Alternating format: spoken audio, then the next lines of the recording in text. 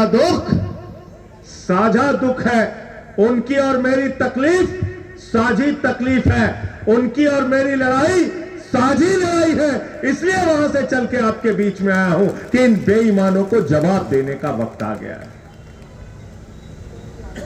बिल्कुल ठीक कहा इन्होंने। हमारी पार्टी के सबसे बड़े नेता अरविंद केजरीवाल को जेल में डाल दिया, देश के सबसे अच्छे शिक्षा मंत्री मनीष सिसोदिया को जेल में डाल दिया, मोहल्ला क्लिनिक बनाने वाले सत्येंद्र जैन को जेल में डाल दिया, 6 महीने मुझे जेल में रखा, 14 महीने अनिल देशमुख को जेल में रखा। लेकिन हमने बहादुरी के साथ कहा, नरेंद्र मोदी जी तुम्हारे रंगा बिल्ला की गुंडागर्दी से लड़ने का काम करेंगे, झुकने का काम नहीं करेंगे। आज क्या हुआ महाराष्ट्र के अंदर?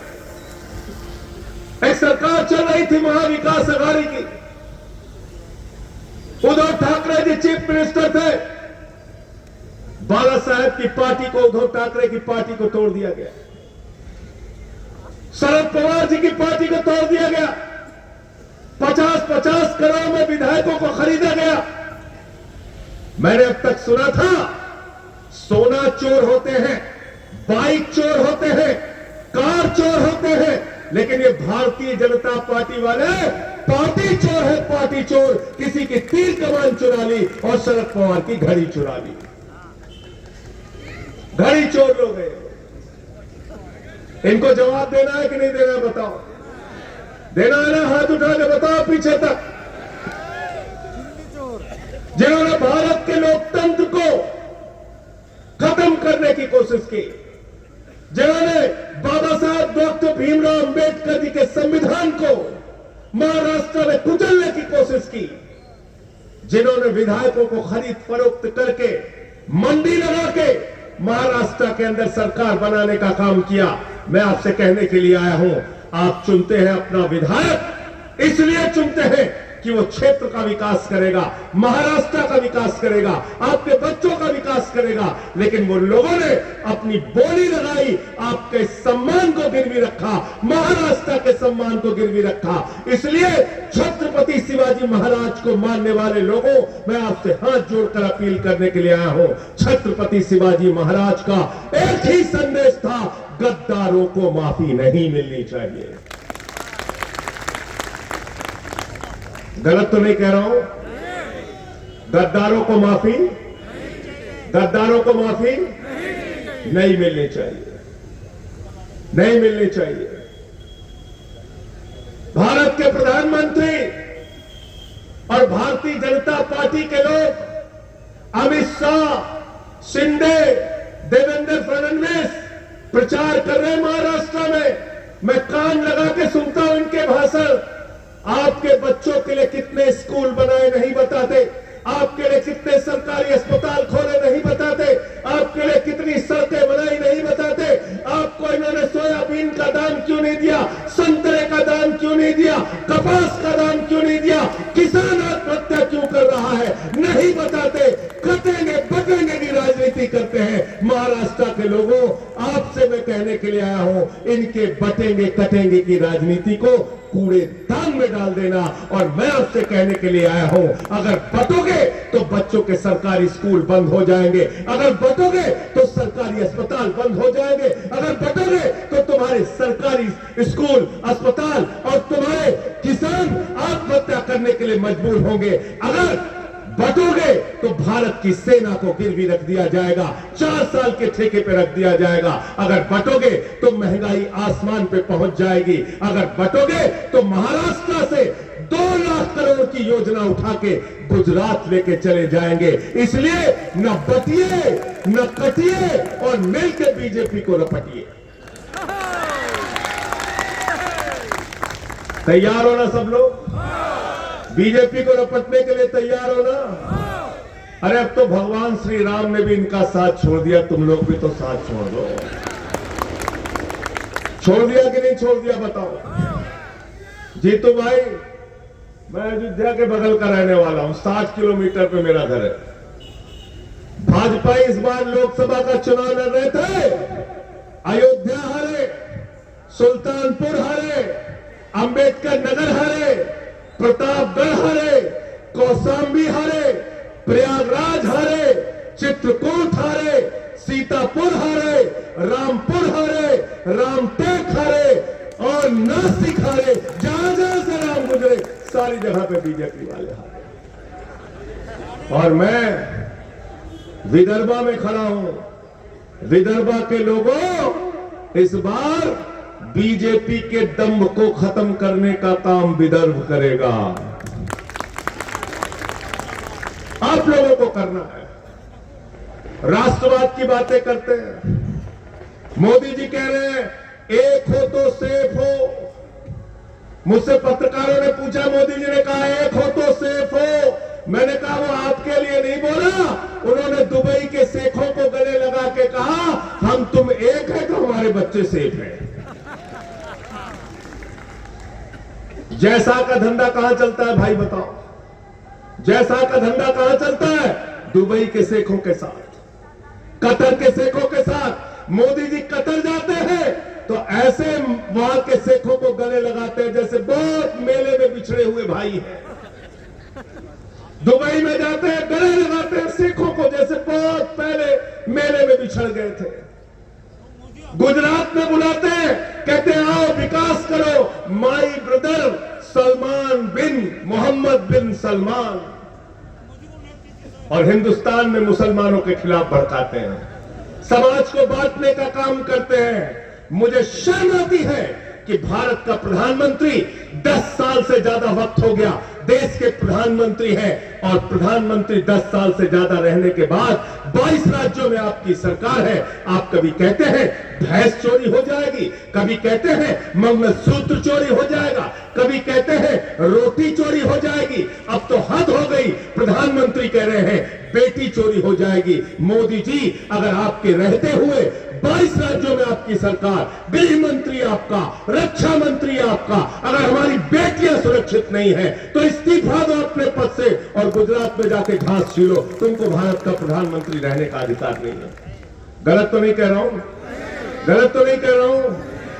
अगर अभी भी हमारी बेटियां सुरक्षित नहीं, अगर अभी भी हमारा मंगलसूत्र चोरी हो जाएगा तो तुम किस बात के लिए प्रधानमंत्री हो?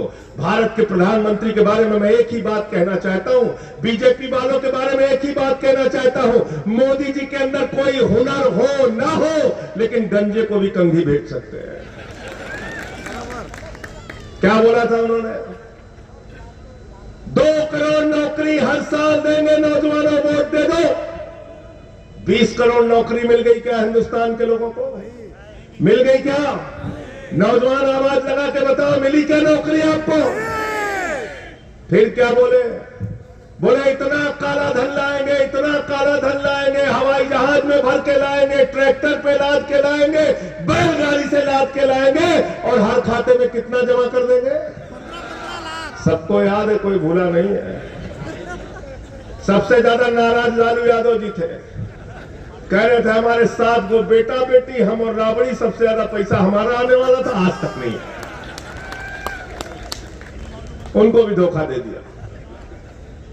15 लाख तो छोड़िए, हमारी बहनें यहां पर बैठी है, अपने पति से छिपा के 1500 की नोट घर के संदूक में रखती थी। बेटी की शादी होगी तो ये पैसा काम आएगा, छोटा सा घर बनाना होगा तो ये पैसा काम आएगा, घर में कोई बीमार हो जाएगा तो ये पैसा काम आएगा। नरेंद्र मोदी ने कहा माताओं और बहनों, यही तो काला धन है, लाइन में लगो और इसको जमा कर दो। देश में नोटबंदी लगा दी। आपको बदला लेना है। आपका पैसा किसने चुराया? किसने चुराया? नोटबंदी में पैसा किसने चुराया बताओ? आपका पैसा खाली कर दिया और पैसा उठा के किसको दिया? नीरव मोदी 20,000 करोड़ लेके भाग गया, विजय माल्या 10,000 करोड़ लेके भाग गया, नितिन संदेशरा 6,000 करोड़ लेके भाग गया, ललित मोदी 3,000 करोड़ लेके भाग गया। मोदी जी कहते हैं बटेंगे तो कटेंगे, योगी जी कहते हैं बटेंगे तो कटेंगे। मैं यकीन दिलाना चाहता हूं यहां की जनता बिल्कुल बटेगी नहीं। मुझे नीरव मोदी के घर का पता बताओ, 20,000 करोड़ रुपया लेके आएंगे। बताओ उसका पता। हम मानना चाहते हैं उससे हमारा बैंक जो लूटा गया है। 43 कंपनियों का 3,53,000 करोड़ रुपए इस सरकार ने माफ किया। कौन पूछेगा इनसे? एफटीआई के मामले में 142वें स्थान पे खड़ा है। कौन पूछेगा इनसे? 3000 किसानों ने महाराष्ट्र में आत्महत्या की और किसानों से ज्यादा नौजवानों ने बेरोजगारी के कारण आत्महत्या की। कौन पूछेगा इनसे? यह आपकी जिम्मेदारी है मेरे भाइयों और दोस्तों। माताओं बहनों से हाथ जोड़कर विनती करने आया हूं, आपकी जिम्मेदारी है। और अगर मैं यकीन के साथ कहता हूं, अगर इस बार महाराष्ट्र ने इनको धूल चटाने का काम किया तो पूरे हिंदुस्तान से इनके सफाई की शुरुआत हो जाएगी और दिल्ली से भी इनको हटना पड़ेगा। आपके ऊपर बहुत बड़ी जिम्मेदारी है। और विदर्भ में हार रहे हैं लोग, महाराष्ट्र में हार रहे हैं, महाविकास आघाड़ी की सरकार आ रही है। और एक बात याद रखना, ये चुनाव के समय में 1500 रुपए के चक्कर में मत पड़ना। अगर 1500 रुपए देने की नीयत साफ होती तो कितने समय से है शिंदे की सरकार में? 2.5 साल। 2.5 साल पहले क्यों नहीं किया? क्यों नहीं किया 2.5 साल पहले? जैसे ही चुनाव खत्म होगा, गलती से अगर ये लोग आ गए तो 1500 रुपए बंद हो जाएगा। इसलिए महाविकास आघाड़ी की सरकार आ रही है जो आपको 3000 रुपए प्रति माह देने वाली है माताओं बहनों को। और नौजवान दोस्तों, जाके आप बताइए अपने नौजवान साथियों को, उन बेरोजगार भाइयों को कि अब चिंता करने की जरूरत नहीं है। 2.5 लाख नौकरी हर साल महाविकास आघाड़ी की सरकार देगी। और अगर सरकार नौकरी नहीं दे पाती तब तक आपको 4000 रुपए प्रति माह बेरोजगारी भत्ता नौजवानों को देगी। और हमारी माताएं बहनें बैठी हैं, दिल्ली में केजरीवाल साहब ने माताओं बहनों के लिए बस की यात्रा फ्री की है। मुझे खुशी है महाविकास आघाड़ी ने अपने घोषणा पत्र में शामिल किया है, माताओं बहनों के लिए पूरे महाराष्ट्र में बस की यात्रा फ्री होगी। और 3 लाख रुपए तक का कर्ज माफी महाराष्ट्र में लागू किया जाएगा। किसान भाइयों, माताओं बहनों, नौजवान साथियों, सबकी जिम्मेदारी है, मिलकर इस बार महायुति को हराओ और महाविकास आघाड़ी को जिताओ। और इनके फर्जी राष्ट्रवाद के चक्कर में मत पड़ना, ये हिंदू मुसलमान के फर्जी नारों के चक्कर में मत पड़ना। और बीजेपी वाले आके अगर आपको ज्यादा ज्ञान बताए तो संजय सिंह आपसे एक बात कह के जा रहे हैं, वो बात पूछ लेना, उसका जवाब मिल जाए तो मुझसे इस्तीफा ले लेना, मैं राजनीति से संन्यास ले लूंगा। बीजेपी वाले आपसे आए और राष्ट्रवाद की बात करें, मोदी जी अगर आपसे राष्ट्रवाद की बात करें तो उनसे पूछ लेना, अपने 4 पुरखों का नाम बताओ जिन्होंने हिंदुस्तान की आजादी में अपनी शहादत दी है। अगर 4 नाम बता दोगे आरएसएस और बीजेपी के पुरखों की तो मैं राजनीति से इस्तीफा दे दूंगा। तुम राष्ट्रवाद की बात करते हो? जिस पार्टी का राष्ट्रीय अध्यक्ष रक्षा सौदे में दलाली खाते हुए पकड़ा गया, वो लोग राष्ट्रवाद की बात करते हैं। जो आरएसएस के लोग 52 साल तक भारत माता की आन बान और शान तिरंगा झंडा नहीं फहराते, वो राष्ट्रवाद की बात करते हैं। भारत के प्रधानमंत्री नरेंद्र मोदी बिना बुलाए नवाज शरीफ के बर्थडे पर केक काटने चले जाते हैं और जिंदल को ठेका दिलाने का काम करते हैं। वो राष्ट्रवाद की बात करते हैं जिन्होंने आईएसआई को बुलाकर पठानकोट में हमारे शहीदों की जांच कराई। अरे राष्ट्रवाद तुमसे सीखने की जरूरत नहीं है। आम आदमी पार्टी भी राष्ट्रवादी है, कांग्रेस पार्टी भी राष्ट्रवादी है, शिवसेना उद्धव ठाकरे भी राष्ट्रवादी है और राष्ट्रवादी कांग्रेस पार्टी शरद पवार के नाम में ही राष्ट्रवादी है। इसलिए तुमसे राष्ट्रवाद नहीं सीखना, तुमसे राष्ट्रवाद नहीं सीखना। साथियों और दोस्तों, मोदी जी ने एक बात कहा था, वही बात आपको याद दिला के मैं अपनी बात को खत्म करूंगा। मुझे उनके चुनाव का भाषण याद है, एक भाषण याद है। उन्होंने कहा, भाइयों और बहनों, जब अपना वोट देने के लिए जाना तो घर का सिलेंडर देख के जाना। तब सिलेंडर का दाम था 400 रुपए, अब 1200 रुपए हो गया। संजय सिंह आपसे कहने के लिए आए हैं, जब सलील को वोट देने के लिए जाना तो घर का सिलेंडर देख के जाना। घर में जो मोटरसाइकिल होगी ना, जिसमें 110 रुपए का पेट्रोल आपने भरवाया, वो मोटरसाइकिल भी देख के जाना। वो गाड़ी भी देख के जाना जिसमें डीजल भरवाते हो 100 रुपए का। अरे वो दाल का डब्बा देख के जाना, जो 250 रुपए की दाल आपने खरीदी, वो सरसों के तेल का डब्बा भी देख के जाना, जहां पे 300 रुपए का सरसों का तेल आपने खरीदा, वो प्याज याद करके जाना, वो लहसुन याद करके जाना, वो अदरक याद करके जाना, याद करके जाना इनके भ्रष्टाचार को, याद करके जाना किसानों की दुश्वारियों को। अगर ये सब कुछ आपको याद रहेगा तो महाविकास अघाड़ी आपको याद रहेगी और सलील का चुनाव निशान तुतारी आपको याद रहेगा। और एक बात और कहता हूं जिससे आपको बीजेपी की मानसिकता पता चलेगी, इनकी विचारधारा पता चलेगी, ये आपके लिए क्या सोचते हैं, क्या करना चाहते हैं, पता चलेगा। उत्तर प्रदेश के चुनाव में प्रधानमंत्री जी भाषण दे रहे थे। प्रधानमंत्री जी ने कहा, भाइयों और बहनों, अगर गांव गांव में कब्रिस्तान है तो शमशान होना चाहिए कि नहीं होना चाहिए? ये बोला था प्रधानमंत्री। प्रवीण भाई, देवेंद्र जी, सुना भाषण आपने?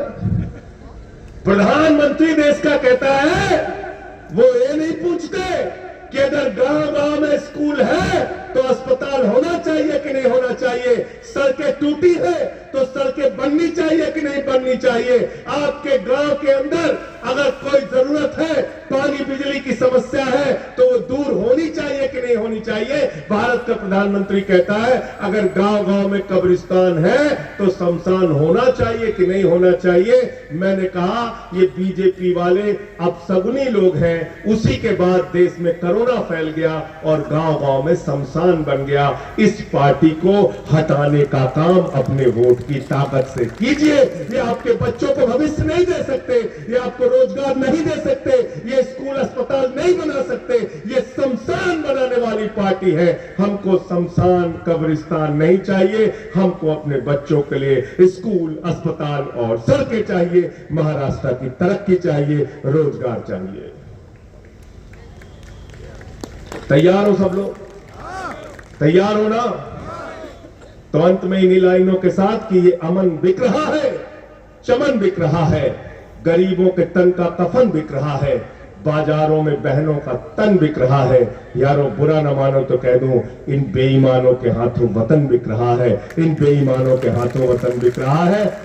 इस वतन का सौदा करने वाले लोगों से आपको इस देश को बचाना है, महाराष्ट्र को बचाना है, महाविकास अघाड़ी को जिताना है। सलील भाई के तुतारी निशान पे 20 तारीख को इतनी बटन दबा देना कि बाकी सबकी जमानत जब्त हो जाए। एक बात और सुन के बड़ा दुख हुआ, आज कुंभी समाज के बारे में बीजेपी के नेता ने जो बयान दिया, 500 रुपए में बिकने वाली कौन बताया, उसका बदला भी अपने वोट की ताकत से लेना। बहुत बहुत शुक्रिया, बहुत बहुत धन्यवाद। इंकलाब जिंदाबाद, आम आदमी जिंदाबाद, महाविकास अघाड़ी जिंदाबाद।